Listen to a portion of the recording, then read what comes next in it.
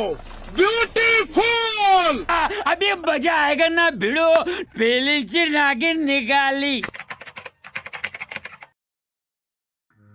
Hello, हाँ मैं online product cell करता हूँ और आपके कुरियर कंपनी से मेरा प्रोडक्ट कुरियर होगा, लेकिन 3 दिन हो गए अभी तक मेरा प्रोडक्ट पिक नहीं हुआ है। तो सर ये कब तक होगा? वो अभी कोई लड़का नहीं है ना, बाद में उठा लेंगे।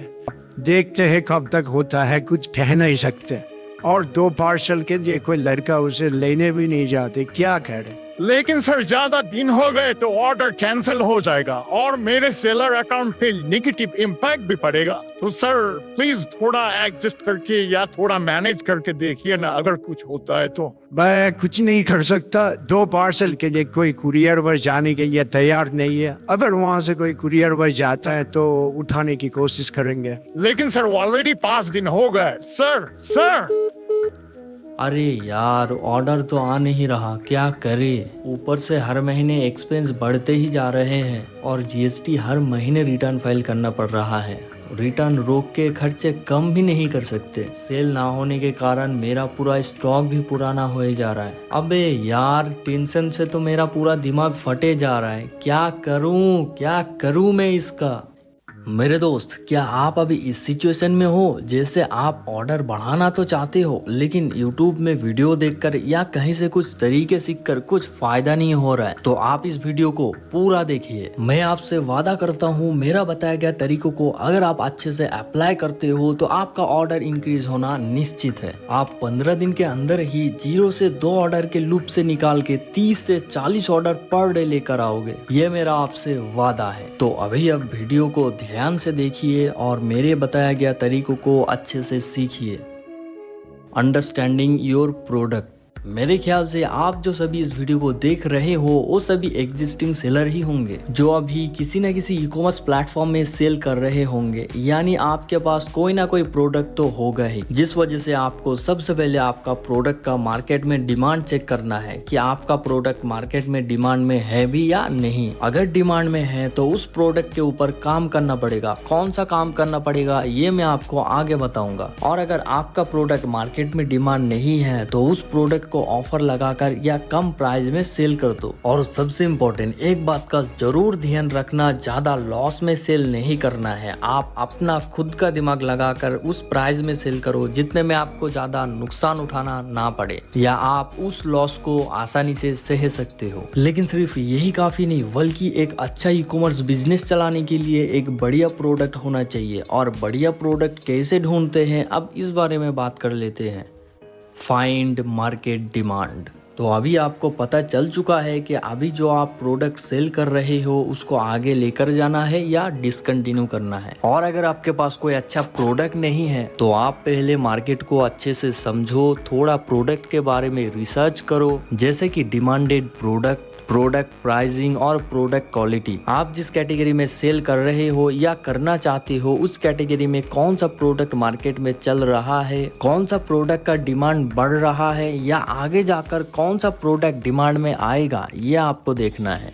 Product pricing. आप जिस प्रोडक्ट को चूज करोगे उसका प्राइस देखना बहुत इंपॉर्टेंट है, क्योंकि प्रोडक्ट से ज्यादा प्राइस मायने रखता है। आप देखो कि मार्केट प्लेस में आप जिस प्रोडक्ट को चूज करा है वो प्रोडक्ट कौन से प्राइस में सेल हो रहा है। फिर आप देखो आप उस प्रोडक्ट को होलसेल में खरीद कर अपने सारे एक्सपेंस यानी market place commission, delivery, packaging cost, ETC price को जोड़कर क्या आप उस प्राइस में सेल कर सकते हो या नहीं, जितने में ऑलरेडी वो प्रोडक्ट मार्केट प्लेस में सेल हो रहा है। Product quality.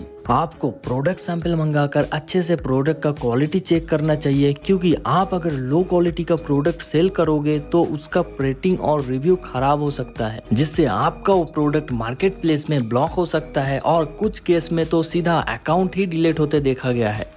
Image design. Market demand के अनुसार प्रोडक्ट खरीदने के बाद आपको उस प्रोडक्ट का अच्छे से यानी प्रोफेशनल फोटोग्राफी करना है, क्योंकि जो अच्छे से दिखता है वही बिकता है, जिस वजह से प्रोफेशनल फोटोग्राफी करना बेहद जरूरी है। आप अगर अच्छे से प्रोडक्ट का इमेज तैयार नहीं करते हो तो उस प्रोडक्ट का मार्केट प्लेस पर अच्छे से ग्रोथ नहीं होगा। आपके पास अगर एक बढ़िया कैमरा और फोटो एडिट का सॉफ्टवेयर है और आप उसे यूज भी करना जानते हैं तो आप खुद प्रोडक्ट का इमेज तैयार कर सकते हो। लेकिन अगर आपके पास ये चीजें नहीं है तो किसी प्रोफेशनल की हेल्प लो ताकि आपको वो प्रोफेशनल बढ़िया से बढ़िया इमेज तैयार करके आपको प्रोवाइड करे। लेकिन अगर आपके पास कैमरा, एडिटिंग सॉफ्टवेयर और उतना फंडिंग नहीं है कि आप एक प्रोफेशनल की हेल्प ले सके तो आप अपने फोन से स्टार्ट कर सकते हो। लेकिन कोशिश करिएगा इमेज का क्वालिटी थोड़ा बढ़िया हो। और इमेज तैयार करते वक्त आप ध्यान रखना कि आप जो प्रोडक्ट का इमेज तैयार करोगे उसमें 1 से 3 के बीच या उससे ज्यादा कुछ इस तरीके का इमेज होना चाहिए जिसमें आपका जो प्रोडक्ट है उसका की फीचर आप इस तरीके से हाईलाइट कर रहे हो ताकि कस्टमर को प्रोडक्ट के बारे में अच्छे से आइडिया लगे कि प्रोडक्ट कितना बढ़िया है और फिर उस इमेज से कस्टमर आकर्षित होकर प्रोडक्ट को खरीद ले। मगर अब तक मैंने इस वीडियो पर आपको जितने भी कामों को करने के लिए बोला है आप इन सारे कामों को बढ़िया तरीके से भी कर लेते हो, लेकिन फिर भी आप अगर मैं अब जो बताने वाला हूँ ये काम को नहीं करते या इसे इग्नोर कर देते हो तो ये काम इतना इम्पोर्टेंट है कि आप कितने भी कोशिश कर लो ये काम के बिना आप कभी भी मार्केट प्लेस में ग्रो ही नहीं कर सकते। तो आखिरकार ये कौन सा काम है जो इतना इम्पोर्टेंट है?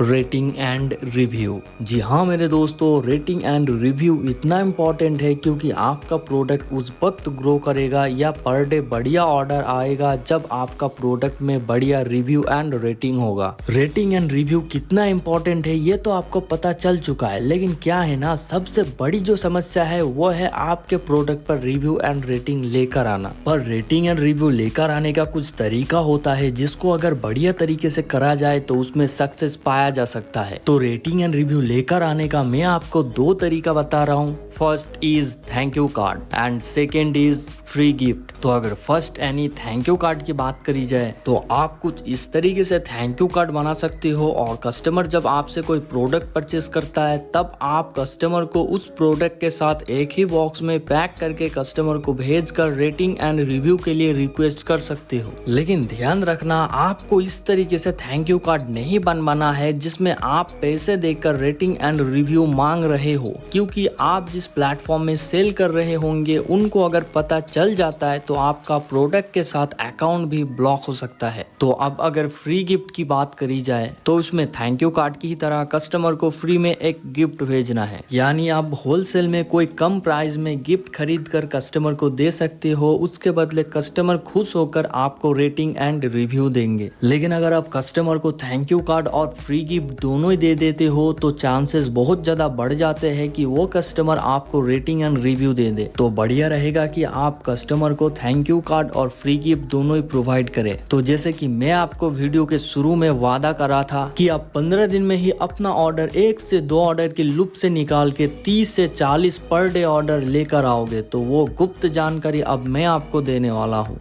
Secret of 30 to 40 per day order.